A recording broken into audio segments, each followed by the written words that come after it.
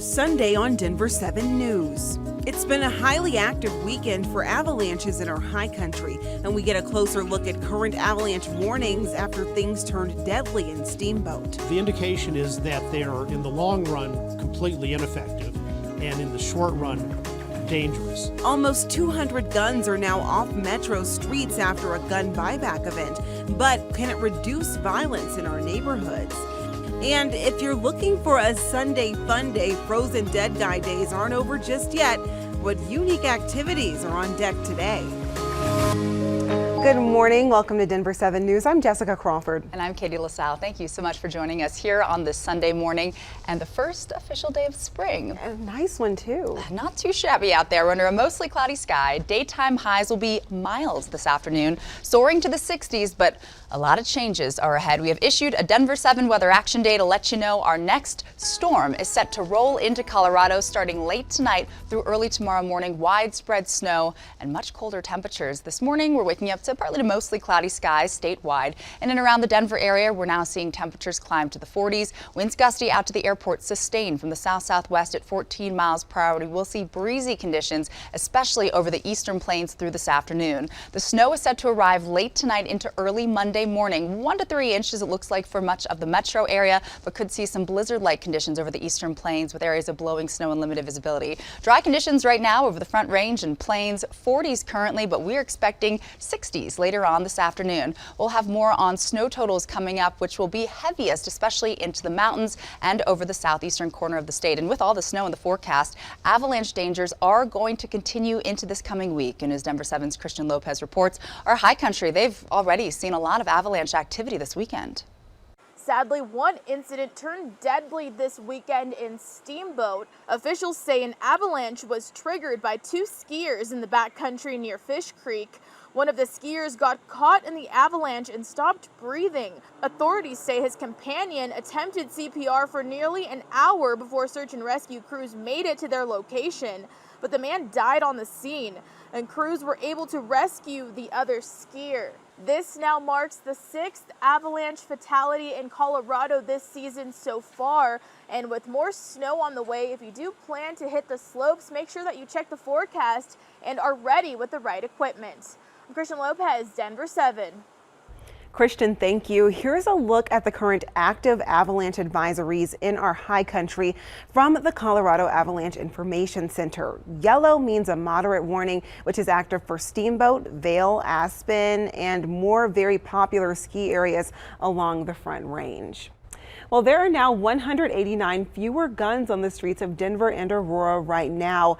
100 of those include semi-automatic weapons, and that's because the Denver Broncos have teamed up with the nonprofit Raw Tools to buy back guns in the metro. The event at Empower Field this weekend was the first in a series of buybacks. Raw Tools will now turn those guns into garden tools for community gardens. While research on other buyback programs has not found a direct link with reduced crime, organizers at this weekend's buyback are hopeful it can improve safety in Colorado in several ways. A lot of the buyback reasons are related to the ability or access to safe storage, or they might have kids that are getting older and they feel more uncomfortable with a firearm in their house. This was the first of an 8-month program with the Broncos and Raw Tools. The next buyback event will be in Aurora on Saturday, April 9th. The event promises anonymity. All right, today is the last day to enjoy some amazing deals from our city's local cuisines. That's right. Denver Restaurant Week wraps up today, and Latasha Eugene from Agave Shore is here with us now. I am so excited you're here this morning. Thanks for getting an early start. We finally have guests back at our studio. Good morning. Thanks for having us. We appreciate it. And they brought food. Yes. So let's start with more on your restaurant and why you guys chose to participate in Restaurant Week. Well, we've always loved participating in Restaurant Week as patrons, so it was really good to have a restaurant this week. We thought it would be very advantageous, and it's been advantageous for us. Got a lot of people out that maybe didn't know we existed. We are just coming up on our 1-year anniversary in May, so it got a lot of people out to kind of come and get the vibe and see that we're in the neighborhood.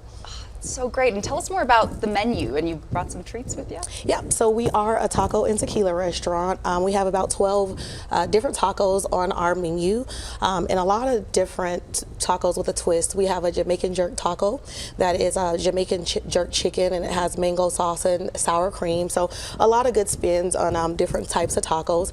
And we chose to participate for the $25 per person deal in the Denver Restaurant Week, and it includes 4 different courses. We have a drink, a margarita. We also have appetizer, nachos, 3 tacos, and then a dessert. That's a pretty good deal. Yeah. So what's the story behind Agave Shore?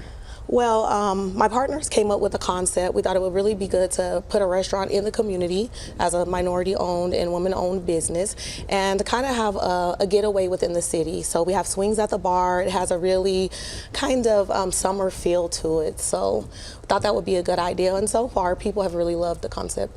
And it smells amazing in here too. So this Restaurant Week, it's happening in this kind of new era of the pandemic when people seem to be just getting out and about and doing more. Are restaurants still facing some of the challenges that you saw during the pandemic? We are, but it's getting better. So statistics state that about 60% of restaurants fail within the first year. So we did have some concerns with being a newer business and opening in the middle of the pandemic, but we've had a lot of support from the community. So it's been awesome, and we're finally getting our wheels under us, and I think we're rolling. We're ready for the summer, and I think we're going to be successful. See, I've been hearing a lot about it, and especially I love that this restaurant is in 5 Points. Can you talk about just the importance of people going to and patronizing minority-owned and women-owned businesses? Yeah, I think it's super beneficial and important for people to get out so that we thrive in the community. And we've been fortunate enough to have a lot of support, so we're doing well, and we appreciate that, and we thank everyone that's come in. All right, well, thank you so much, Latasha. So it continues today, Restaurant Week. Come check us out. Tacos, tequila, I mean, can't really beat that. Nope, not at all. And thank you guys for having us. Of course, Thank you. thank you. Well, still to come, kissing cows or other farm animals for that matter, all for a good cause, where you can go in the Metro today to help raise money for the Broken Shovels Farm Sanctuary. Plus, Frozen Dead Guy Days. They're not over yet, which you can expect to see or take part in if you make the trek up to Nederland.